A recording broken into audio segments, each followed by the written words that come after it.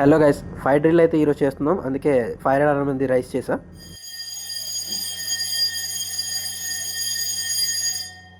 So నేనైతే muster స్టేషన్కి heading అవుతున్నా. బ్రిడ్జ్లో అయితే కెప్టెన్ అయితే ఉన్నాడు and with my life jacket and immersion shoot. కనిపిస్తుంది కదా, ఇదైతే మా షిప్లోని ప్రైమరీ మస్టర్ స్టేషన్. డ్రిల్స్ టైంలో మస్టర్ అయ్యేది ఇక్కడే. సో ఫైర్ డ్రిల్ రైస్ చేశాం కదా, క్రూ అందరూ ఇక్కడ మస్టర్ అవుతున్నారు with their life jackets and immersion suits. Head count already తీసుకున్నారు అండ్ కెప్టెన్ ఏమో ఫైర్ డ్రిల్ అనౌన్స్మెంట్ ఇచ్చాడు అనమాట.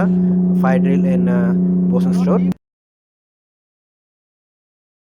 కెప్టెన్ ఫైర్ లొకేషన్ చెప్పగానే క్రూ అందరూ వాళ్ళ duties that mention in muster code ఆ డ్యూటీస్ అయితే పెర్ఫామ్ చేస్తారు. Like fire extinguishers, scuba set, first aid kit etcetera ఇలాంటివి ఫైర్ జరిగిన పాయింట్ దగ్గరకు తీసుకొస్తారు. ఫైర్ హోజెస్ రిగ్ చేసి ఎమర్జెన్సీ ఫైర్ పంప్ స్టార్ట్ చేసి బౌండరీ కూలింగ్ అనేది స్టార్ట్ చేయాలి. వేరే టీం వాళ్ళు స్కాబా అండ్ ఫైర్మ్యాన్ అవుట్ఫిట్ వేసుకొని ఫైర్ని ఫైట్ చేయడానికి రెడీ అవుతారు. ఫైర్మ్యాన్ అవుట్ఫిట్ డన్నింగ్ చేయడానికి కూడా, అంటే అసిస్ట్ చేయడానికి కూడా క్రూ ఉంటారు. కమ్యూనికేషన్ అనేది చాలా ఇంపార్టెంట్. మనం ఈ డ్రిల్ టైంలో ఏం చేసినా, అంటే మన డ్యూటీస్ ఏం చేసినా సరే వెంటనే ఇన్ఛార్జ్ ఆఫ్ ఫైర్ టీమ్కి రిపోర్ట్ చేయాలి మన యొక్క డ్యూటీని. తను బ్రిడ్జ్తో కమ్యూనికేట్ అనేది చేస్తుంటాడు ఈ కన్వర్జేషన్. పిఎస్సి ఆన్బోర్డ్ అయ్యేటప్పుడు మ్యాక్సిమం ఈ కమ్యూనికేషన్ అనేది చెక్ చేస్తారు ఈ డ్రిల్ టైమ్స్. అండ్ ఎట్టి పరిస్థితుల్లో ఈ డ్రిల్స్ చేసేటప్పుడు అస్సలు ప్యానిక్ అవ్వకూడదు అండ్ కంగారు పడకూడదు. ఫైర్మ్యాన్ అవుట్ఫిట్ అనేది 3 minutesలో డన్నింగ్ అనేది చేసుకోవాలి. అండ్ స్కాబా సెట్ ప్రెజర్ ఫైర్ ఫైట్కి ముందు అండ్ ఫైర్ ఫైట్ చేసి వచ్చాక దాని యొక్క స్కాబా సెట్ యొక్క బాటిల్ ప్రెజర్ అనేది చెక్ చేసుకోవాలి. అలానే ఫైర్ ఫైటర్స్ ఫైర్ జోన్లోకి ఎంటర్ అయ్యాక ఫైర్ సైడ్ బయట ఉన్న డ్యూటీ ఆఫీసర్ లేదా ఇన్ఛార్జ్ ఆఫ్ ఆఫీసర్ లోపల ఏ టైప్ ఆఫ్ ఫైర్ ఉంది, టెంపరేచర్ ఎంత ఉంది అండ్ ఫైర్ రేంజ్ ఏ స్కేల్లో ఉంది అండ్ ఒకవేళ ఫైర్ ఎక్స్టింగిష్ అయ్యింది అని, అవ్వకపోతే అవ్వలేదు అని ఫైర్ ఫైటర్ ఈ ఇన్ఛార్జ్ ఆఫీసర్తో కమ్యూనికేషన్ అనేది తన దగ్గర ఉన్న సబ్మెర్జిబుల్ విహెచ్ఎఫ్ వాకీటాకీతో కమ్యూనికేట్ చేస్తాడు. ఫైర్ ఫైటర్ ఇచ్చిన ఇన్ఫర్మేషన్ని ఫైర్ సైడ్ బయట ఉన్న డ్యూటీ ఆఫీసర్ లేదా ఇన్ఛార్జ్ ఈ ఇన్ఫర్మేషన్ని అక్నాలెడ్జ్ చేసుకుని బ్రిడ్జ్లో ఉన్న మాస్టర్కు ఈ ఇన్ఫర్మేషన్ అనేది పాస్ చేస్తాడు. బ్రిడ్జ్తో కంటిన్యూస్గా కమ్యూనికేషన్ అనేది కంటిన్యూ చేస్తాడు ఈ డ్యూటీ ఆఫీసర్.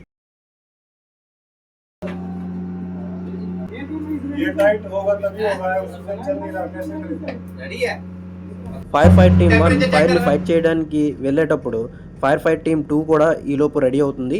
వీళ్ళు కూడా స్కాబా అండ్ ఫైర్మ్యాన్ అవుట్ఫిట్ వేసుకొని స్టాండ్ బైలో రెడీగా ఉంటారు. ఫైర్ ఫైట్ టీమ్ 1 ఫైర్ని ఫైట్ చేసి వచ్చాక ఫైర్ ఫైట్ టీమ్ 2 కూడా fire fight team 1 fire fight చేసిన ఏరియాలోకి వెళ్ళి అక్కడ ఇంకా ఏమైనా ఫైర్ మిగిలిందా లేదా అని చెక్ చేసుకొని ఇన్ఫర్మేషన్ అనేది డ్యూటీ ఆఫీసర్కు పాస్ చేస్తారు. ఇన్ఛార్జ్ డ్యూటీ ఆఫీసర్ ఆ ఇన్ఫర్మేషన్ని అక్నాలెడ్జ్ చేసుకొని కెప్టెన్కి కమ్యూనికేట్ చేసి ఫైర్ అవుట్ ఆఫ్ కంట్రోల్ అని చెప్తాడు. ఒకవేళ అవుట్ ఆఫ్ కంట్రోల్ అయితే, ఫైర్ ఒకవేళ కంట్రోల్ అవ్వకపోతే ఫైర్ ఇంకా కంట్రోల్ అవ్వట్లేదు అనేసి కెప్టెన్కి ఆ ఇన్ఫర్మేషన్ పాస్ చేస్తాడు. తర్వాత ఫర్దర్ స్టెప్ అనేది కెప్టెన్ తీసుకుంటాడు. చూస్తున్నారు కదా, ఇలా మా ఫైర్ డ్రిల్ అయితే అయింది. అండ్ మా క్రూ అయితే ఆల్రెడీ ఎవరెవరు ఎక్కడి నుంచి ఏ ఐటమ్స్ అయితే తెచ్చారో మళ్ళీ అక్కడ ఆ ఐటమ్స్ అన్ని సెక్యూర్గా అరేంజ్ చేసి పెట్టేయాలి. సో ఈ విధంగా మా ఫైర్ డ్రిల్ అయితే కండక్ట్ చేసాం ఈ వీక్. అండ్ నెక్స్ట్ వచ్చి అబౌండెన్స్ షిప్. ఇప్పుడైతే మనం అబౌండెన్స్ షిప్ డ్రిల్ చేస్తున్నాం. జనరల్ అలారం అయితే నేను రైస్ చేసా, వెంటనే మస్టర్ స్టేషన్కి అయితే వచ్చేసా. 7 short blast followed by 1 long prolonged blast. ఇది విన్నాక క్రూ అందరూ మస్టర్ స్టేషన్లో అయితే మస్టర్ అయ్యారు అండ్ హెడ్ కౌంట్ తీసుకున్నాం. అబౌండెన్స్ షిప్ డ్రిల్లో అయితే life jacket and emergency suit must and షూట్గా క్యారీ చేయాలి మనతో పాటు. అండ్ అబౌండెన్స్ షిప్లో అయితే 2 టీమ్స్ ఉంటాయి. ఒకటి port side team and star board side team. ఒకవేళ లైఫ్ బోట్ ఉంటే లైఫ్ బోట్, లేదా లైఫ్ రాఫ్ట్ ఉంటే లైఫ్ రాఫ్ట్. మేమైతే మా దగ్గర అయితే లైఫ్ రాఫ్ట్స్ ఉన్నాయి కనుక so port side life raft and star board side life raft teams అనేవి ఉన్నాయి. నేనైతే star board side team and chief officer ఏమో పోర్ట్ సైడ్ లైఫ్ రాఫ్ట్ టీమ్కి ఇన్ఛార్జ్. అండ్ మా టీమ్ క్రూ మెంబర్స్కి అబౌండెన్స్ షిప్లో వాళ్ళ డ్యూటీస్ ఏంటి and life raft launching processes ఎలా చేయాలి అనేది ఇన్ఛార్జ్ ఎక్స్ప్లెయిన్ చేస్తాడు. లేదా కొత్తగా ఎవరైనా క్రూ మెంబర్స్ వస్తే వాళ్ళతో ఎక్స్ప్లెయిన్ చేయిస్తాడు. ప్రెజెంట్ మా దగ్గర లైఫ్ రాఫ్ట్స్ ఉన్నాయి కనుక సో మేమైతే వీటిని లాంచింగ్ చేయలేము. But in case of abundance ship అయితే వాళ్ళ డ్యూటీస్ ఏమేమి చేయాలి ఆ టైంలో అండ్ లైఫ్ రాఫ్ట్ లాంచింగ్ ఎలా చేయాలి అనేది ఒక్కొక్కరిని అడిగి ఎక్స్ప్లెయిన్ చేయమంటాను, especially for new joiners.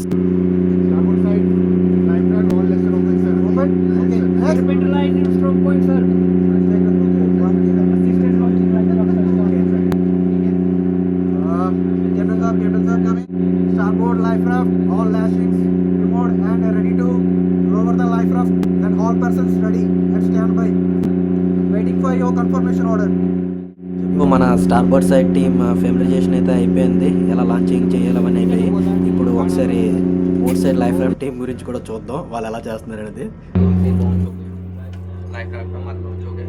Launch होने के बाद उसको एक बंदा नीचे जाएगा मार्केशन जो अपनी है लैडर उसको two types of launching aircraft हम करते हैं, नॉर्मल एक ऑटोमेटिक। ठीक है, first of all one automatic, वो जहाज की 4 मीटर के अंदर चले जाते हैं।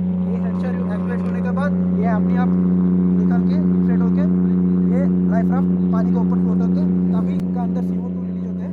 ठीक है, तब సో నేనైతే ఇప్పుడు మా star board side life raft టీమ్కి అయితే కొత్తగా వచ్చిన క్రూ మెంబర్స్కి ఎక్స్ప్లెయిన్ చేస్తున్నా లాంచింగ్ అనేది లైఫ్ రాఫ్ట్ ఏ విధంగా చేస్తారు అండ్ ఎన్ని టైప్స్ ఆఫ్ లాంచింగ్ ప్రొసీజర్స్ ఉన్నాయో అనేది కొత్తగా వచ్చే క్రూ మెంబర్స్కి వీటి మీద అంతగా నాలెడ్జ్ ఉండదు. సో మనమే క్లియర్గా ఎక్స్ప్లెయిన్ చేయాలి అండ్ ఒకసారి మనం ఎక్స్ప్లెయిన్ చేస్తాం, తర్వాత నెక్స్ట్ డ్రిల్ నుంచి వాళ్ళని ముందుకు పిలిపించి వాళ్ళతో ఎక్స్ప్లెయిన్ చేయిస్తాం. సో బీ కేర్ఫుల్ గైస్, కొత్తగా వచ్చిన జాయినర్స్ వీటి గురించి ఫెమిలరైజేషన్ అయి ఉండండి. लाइफ राफ्ट फ्लैशिंग, ये किसका ड्यूटी है? लाइफ राफ्ट फ्लैशिंग वो करना है, आप वो करना है। इससे पहले ये पेंटर लाइन है, ये स्ट्रॉन्ग पॉइंट का बॉम्ब सिक्योर करना ये निकला मतलब अगर इसको तो नहीं बांधना, सीधा टी शर्ट के लिए इसको बांधेंगे बांध दो, कोई बात नहीं। टी शर्ट की बांधेंगे तो अगर ये बांध दिया तो इधर ही रह जाएगा 4 मीटर में, नीचे जाने के बाद अपने आप कैसे करना। क्या हुआ? ये तो हम लोग कर रहे हैं. अरे देख, ये लाइफ राफ्ट अगर ऑटोमेटिक करना ऑटोमेटिक मतलब वो अपने आप जाएगा। ठीक है, ये मैनुअल मतलब हम करेगा। सीट सिंक हो गया, वो तो ठीक है, डायरेक्ट जा ये रहे हैं ना. ऑटोमेटिक मतलब ये जहाज की 4 मीटर का नीचे चले जाएगा ना, ये HRU है एक्टिवेट होता है। हाँ, ये HRU कट होता है, ये इनका ये वाला रस्सी है ना, इसका अंदर नाइफ होता है, चाकू। ठीक है, ये चाकू कट करते हैं, कट करने के बाद HRU एक्टिवेट होता है, होने के बाद ये इन्फ्लेट होते हैं।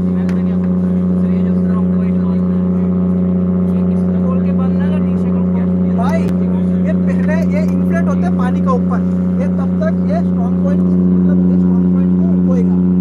इसके बाद ये झटका मिलेगा ना, जैसे 4 मीटर के ऊपर जाएगा ये फ्लोट हो जाएगा पानी का ऊपर।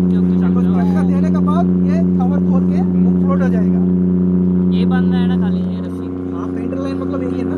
वो HRU खाली ऑटोमेटिक के लिए जरूरत है, मैनुअल में जरूरत नहीं है. కొన్నిసార్లు కొత్తగా వచ్చిన ఫ్రెషర్స్కే కాదు, ఓల్డ్ మెంబర్స్ కూడా అంటే ఓల్డ్ క్రూ కూడా డౌట్లు ఇలాంటివి వస్తుంటాయి అనమాట. సో మనం ఎక్స్ప్లెయిన్ చేస్తూ ఉండాలి, ఎందుకంటే ముందు షిప్లో వీళ్ళు ఎక్కువగా ఫెమిలరైజ్ అయ్యి ఉండరు. मैंने बता दिया सही है